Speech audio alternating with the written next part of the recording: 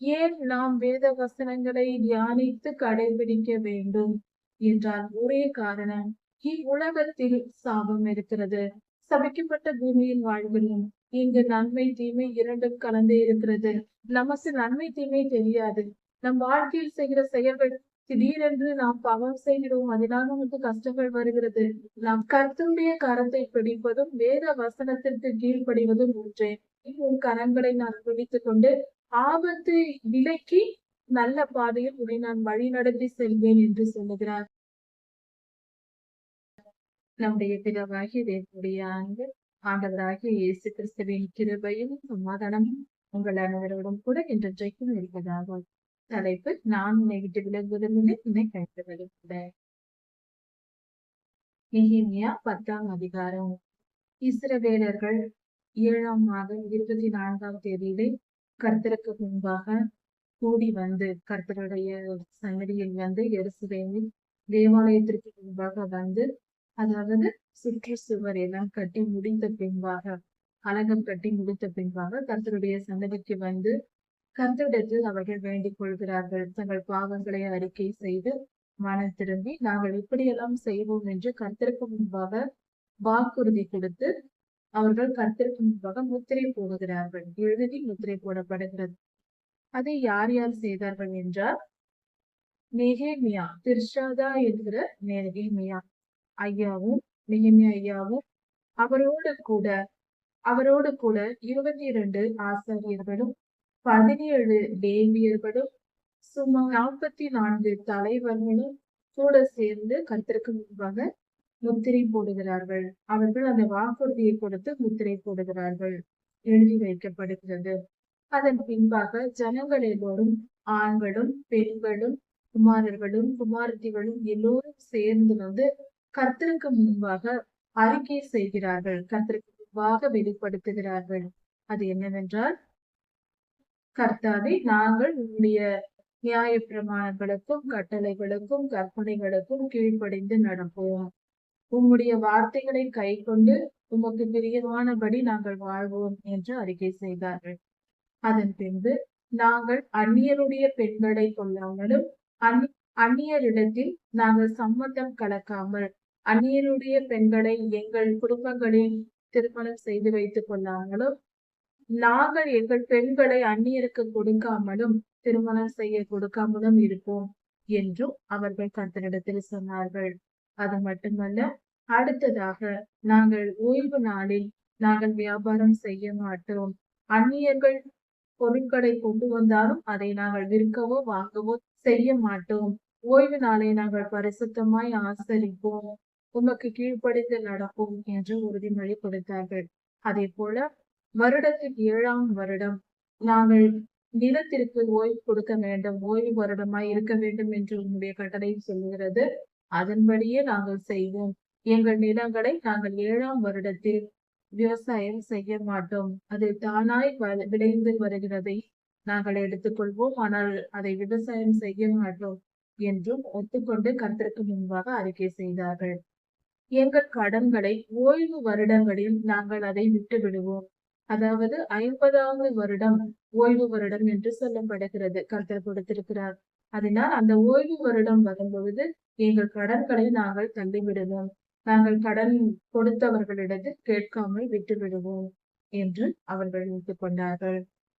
நியாயப்பிரமாணத்தில் சேக்கலில் பாதி ஜனங்கள், அதாவது பாதி, ஒரு சேக்கல் என்றால் 11.5 கிராம், அதில் பாதியை கர்த்தருக்கு என்று கொடுக்க வேண்டும் என்று சொல்லப்பட்டிருந்தது. திர்ஷாதா என்னும் நெகேமியா அவர் 1/3 கொடுத்தால் போதும் என்று சொன்னார். அதுபோல நாங்கள் கொடுப்போம் என்று அவர்கள் ஒப்புக்கொண்டார்கள்.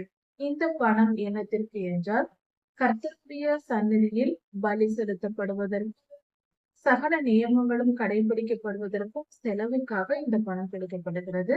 ஜனங்களால் கொடுக்கப்படுகிறது, கர்த்தருடைய தேவாலய பணிக்காக. அடுத்தது, பிறகு காணிக்கையும் நாங்கள் செலுத்துவோம் என்று சொல்லுகிறார்கள்.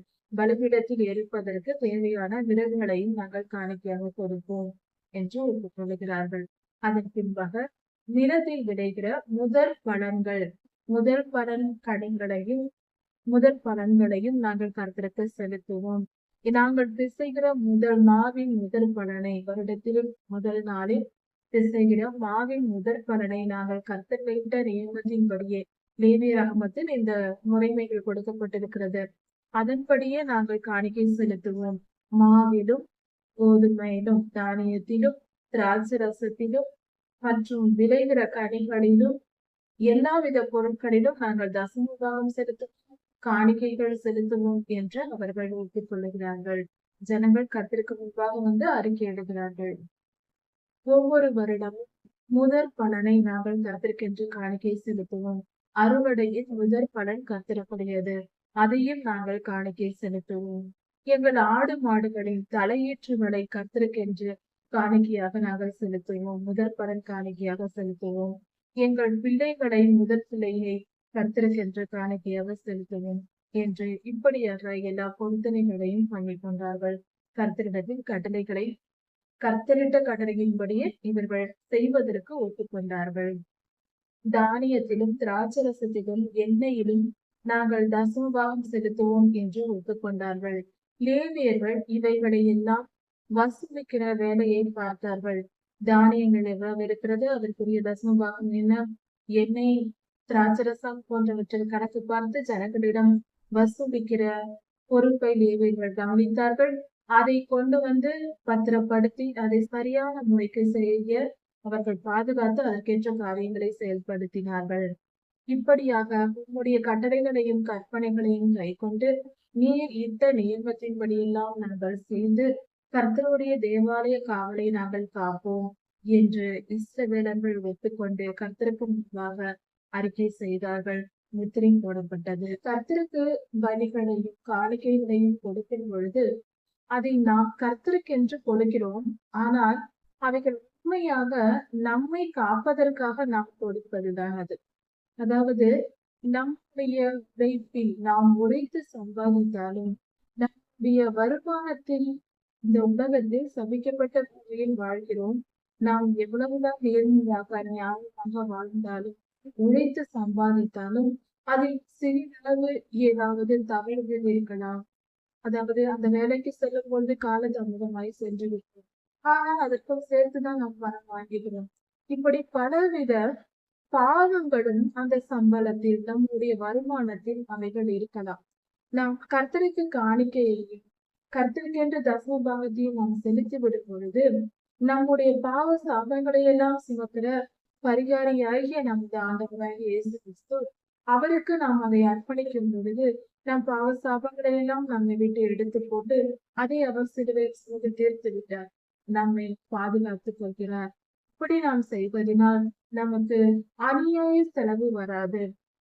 தெண்ட செலவு என்று சொல்வார்கள், மருத்துவ செலவு, தேவையில்லாத ரிப்பேர் செலவு. நாம் வாகனம் வைத்திருக்கிறோம் என்றால் நன்றாக ஓடிக்கொண்டிருக்கிற ஒரு வாகனமாக இருக்கலாம், அது திடீரென்று செலவு வைக்கும், பல ஆயிரங்கள் செலவு பண்ணுவோம். இப்படிப்பட்ட காரியங்கள் எல்லாம் நடைபெறாது. அதே போல நமக்கு நோயோடி வந்தால் வைத்திய செலவு என்று டாக்டரிடம் செல்லும் பொழுது அநியாயமாக அதிகமாக பணம் செலவழித்துக் கொண்டிருக்கும். இப்படிப்பட்ட நோயும் வராது, அதனால் ஏற்படுகிற விரய செலவும் ஏற்படாது. இப்படி நாம் எல்லா காரியங்களினாலும் நம்மை காப்பாற்றிக் கொள்ள முடியும். கர்த்தருக்கு கொடுப்பதினால் நம்முடைய பாவ சாபங்கள் நம்மை விட்டு நீங்கி நமக்கு பரிசுத்தம் கிடைக்கும். இது ஒரு நீதியாய் இருக்கிறது. நம்முடைய ஆஹ் நாம் செலுத்துகிற காணிக்கை என்பது சிறிய அளவு, ஆனால் அதன் பலன் நமக்கு கர்த்தர் பெரிதாய் கொடுக்கிறார். ஏனென்றால் நாம் கர்த்தருடைய பிள்ளைகளாய் இருக்கிறோம். அவர் நம்மை காப்பாற்றும்படியாகவே எல்லா நியமங்களையும் கற்பனைகளையும் நமக்கு கொடுத்திருக்கிறார். சற்று கவனித்து ஒரு காரியத்தை நினைத்து பார்த்தால் புரியும். அதாவது கர்த்தர் இந்த பூமி வாழ்கிற நமக்கு கட்டளைகளும் கற்பனைகளையும் கொடுத்து வேத வசனங்களை கொடுத்து என்னை மட்டும் தொழுது கொட என்று சொல்லாமல் இதையெல்லாம் ஏன் கொடுக்க வேண்டும், இதை கொடுத்து இதை பின்பற்ற வேண்டும் என்று நமக்கு போதிக்கிறார்கள் போதகர்கள். அது ஏன் செய்யப்படுகிறது என்பதை சற்று ஆராய்ந்து பார்த்தால் புரியும். அதாவது இந்த உலகத்தில் நாம் கர்த்தருக்கு கீழ்ப்படிந்து நடப்பதினால் கர்த்தருக்கு வல்லமை கூட போவதோ, இல்லது அவர் பரிசுத்தத்தின் குறைச்சலாய் இருக்கிறாரா, அவருக்கு நாம் அதிக பரிசுத்தத்தை ஏற்படுத்தும்படியாக நாம் அவரை துதித்து மகிமைப்படுத்தி வேத வசனங்களை நாம் தியானிக்க வேண்டும் என்பதற்கு ஒரே ஒரு சிறு யோசனை தான். சிறு பிள்ளையை கூட யோசித்தால் போதும். ஏன் நாம் வேத வசனங்களை தியானித்து கடைபிடிக்க வேண்டும் என்றால் ஒரே காரணம், இவ்வுலகத்தில் சாபம் இருக்கிறது. சபிக்கப்பட்ட பூமியின் வாழ்விலும் இங்கு நன்மை தீமை இரண்டும் கலந்தே இருக்கிறது. கண்டுபிடிப்பது மிகவும் கடினம். நம் வாழ்க்கையில் நாம் எடுக்கிற முடிவுகள், நாம் செய்ய வேண்டிய செயல்கள் எல்லாம் சரி எது தவறு எது என்று நம்மால் புரிந்து கொள்ளும் திறன் நமக்கு கிடையாது. ஆதியிலே ஆதாம் ஏவாள் பாவம் செய்த பொழுது அந்த அறிவு நம்மை விட்டு போய்விட்டது. அது நம்மிடத்தில் இல்லை. இதை விஞ்ஞானபூர்வமாகவும் நிரூபிக்கப்பட்டிருக்கிறது. மனித மூளையில் 90% பயன்படுத்தப்படாமல் இருக்கிறது என்றும் 10% மட்டும்தான் நாம் பயன்படுத்திக் கொண்டிருக்கிறோம் என்றும் விஞ்ஞானிகள் சொல்லுகிறார்கள். கர்த்தருடைய வேத வசனமும் அதுதான் நமக்கு சொல்லுகிறது. அது கொடுக்கப்பட்டதற்கு காரணமே அதுதான். நமக்கு நன்மை தீமை தெரியாது. நம் வாழ்க்கையில் செய்கிற செயல்கள் திடீரென்று நாம் பாவம் செய்கிறோம். அதனால் நமக்கு கஷ்டங்கள் வருகிறது. நாம் பெரிய கஷ்டங்கள் வந்தால் விழுந்து போய்விடுவோம். ஏன் நாம் மறித்து கூட போய்விட நேரிடலாம். அதனால்தான் கர்த்தர் சொல்லுகிறார், என் வார்த்தைகளை கவனி. நான் சொல்லுகிற வார்த்தையை கேட்டு என் என் சொல்லை கேட்டு நீ நடந்தால் நான் உன்னை கரம் பிடித்து சபிக்கப்பட்ட புயல் உன் கரங்களை நான் பிடித்துக் கொண்டு ஆபத்து விலக்கி நல்ல பாதையில் உன்னை நான் வழி நடத்தி செல்வேன் என்று சொல்லுகிறார். கர்த்தருடைய கரத்தை பிடிப்பதும் வேத வசனத்திற்கு கீழ்ப்படிவதும் ஒன்றே. இரண்டும் ஒன்றுதான். அதன் பொருள் அதுதான். கர்த்தருடைய கரங்களை பிடிப்பதற்கு ஒத்ததுதான் நாம் வேத வசனத்தை படிப்பதும் அதற்கு கீழ்ப்படிந்து நடப்பதும். நாம் அதை தெரிந்து கொண்டு கீழ்ப்படியும் பொழுது அவர் திருக்கரங்களை படித்துக் கொண்டு நடந்து சாலையில் செல்லும் போது சிறு பிள்ளைகளை அழைத்து செல்வதென்றால் நம் கரங்களை பிடித்துக் கொண்டு அதன் கரங்களை நாம் இருக பிடித்துக் கொண்டு அழைத்து செல்வோம். ஏதாவது எதிரில் வரும் வாகனங்கள் வந்துவிட்டால் உடனே அதை நாம் நம்மோடு அணைத்துக் கொள்வோம். எதிரியை விலகில் போய்விடக் கூடாது, இடித்து விடக் கூடாது என்பதற்காக. அது போலதான் கர்த்தர் நமக்கு கொடுத்திருக்கிற வேத வசனமும். வேத வசனத்தை படிப்பது அவருடைய கரங்களை அவருடைய திருக்கரங்களை பிடிப்பதற்கு சமமாக இருக்கிறது. அப்பொழுது நாம் ஆபத்தில் சிக்கிக் கொள்ளாமல் நம்மை காப்பாற்ற முடியும். கர்த்தர் அந்த வேத வசனத்தில் தான் நமக்கு காணிக்கைகளையும் தசம பாகங்களையும் செலுத்தும்படி சொல்லி இருக்கிறார். அப்படி நாம் செலுத்தும் போது நமக்கு வருகிற தீமைகளை அந்த பணம் நம்மை விட்டு வெளியே போகும் பொழுது அந்த தீமைகள் போய்விடும். அதுக்குள்ள பாவங்கள் போய்விடும். கர்த்தர் நம்மை பாதுகாக்க வல்லவராய் இருக்கிறார். அதை புரிந்து கொள்வோம். கர்த்தர் பெரியவர், மிக மிக பெரியவர். அவருடைய கிருபை மகா பெரியது. அதனால் நாம் அதை புரிந்து கொண்டு கர்த்தருடைய வல்லமையை அறிந்து கொண்டு கர்த்தருடைய வசனங்கள் நம்மை காப்பதற்காகவே, கர்த்தரை காப்பதற்காக அல்ல, தேவதூதர்களை காப்பதற்காக அல்ல, பரலோகத்தை காப்பதற்காக அல்ல, அடுத்தவரை காப்பதற்காக அல்ல, நம்மை தனிப்பட்ட நம்மை நாம் ஒருவரை காப்பாற்றிக் கொள்ள நாம் வேதவசனத்தை படிக்க வேண்டும். நம் ஆத்துமா நரகத்திற்கு போகாத படிக்கும் இவ்வுலக வாழ்க்கையில் நாம் நல்லபடியாக வெற்றியுள்ள வாழ்க்கை வாழவும், தீமைக்கு விலகி பொல்லாப்புக்கு விலகி நீதியின் பாதையில் நடந்து பொய்யாவை போல நீதியின் பாதையில் நடந்து வாழ்வதற்கு நீதி என்னவென்று தெரிய வேண்டுமே. அதுதான் வேதவசனம் போதிக்கிறது. அப்படி கர்த்தருடைய வழிகளில் நடந்து அவருடைய வார்த்தைகளுக்கு கீழ்ப்படிந்து நடக்கும் போது நாம் பெரிய நன்மைகளை இவ்வுலக வாழ்க்கையிலையும் பெற்றுக்கொள்ளலாம், நித்திய ஜீவனையும் சென்றடையலாம். ஏனென்றால் பரலோகத்தில் சட்ட திட்டங்கள், அதாவது இவ்வுலகத்தில் ஒரு தேசத்திற்கென்று சட்ட திட்டங்கள் இருக்கிறது. அதுபோல வேதாகமம் என்பது பரலோக ராஜ்யத்தின் சட்டம் அடங்கிய சட்ட புத்தகமா இருக்கிறது. இந்த சட்ட புத்தகத்தை இங்கேயே படித்து கடைபிடித்தால்தான், கற்றுக்கொண்டால்தான் பரலோகத்தில் போய் நம்மால் வாழ முடியும். கர்த்தரோடு இணைந்து வாழும் 1000 வருட அரசாட்சியிலும் இதுதான் நமக்கு சட்ட புத்தகமா இருக்க போகிறது. இப்பொழுதே படித்து ஆயத்தமாவோம். அப்பொழுதுதான் 1000 வருட அரசாட்சியில் இந்த பூமியை ஆளுகை செய்ய கலெக்டர்களாகவோ மினிஸ்டர்களாகவோ மிகப்பெரிய பதவி வகித்தோ நாம் தான் ஆளப்போகிறோம். அதற்கு கர்த்தர் 1000 வருடம் ஆளப்போகிறோம். அதற்கு கர்த்தர் இப்பொழுதே சட்ட புத்தகத்தை நம் கையில் கொடுத்து வாசித்து அறிந்து கொள்ளுங்கள் என்று சொல்லுகிறார். இதுதான் சத்தியம், பெரும் பேச்சல்ல. கர்த்தருடைய வேத வசனம் அதைதான் சொல்லுகிறது. சற்றும் புரிந்து கொள்வோம், யோசித்து பார்ப்போம். கர்த்தர் நல்லவர், அவர் நன்மையே செய்கிறவர். அவருக்கு கீழ்ப்படிந்து நடக்கும்போது வெற்றியுள்ள வாழ்க்கை நிச்சயம். கர்த்தர் ஆசீர்வதிப்பாராக. இதன் தொடர்ச்சியை அடுத்த செய்தி பார்க்கலாம். மாறனாக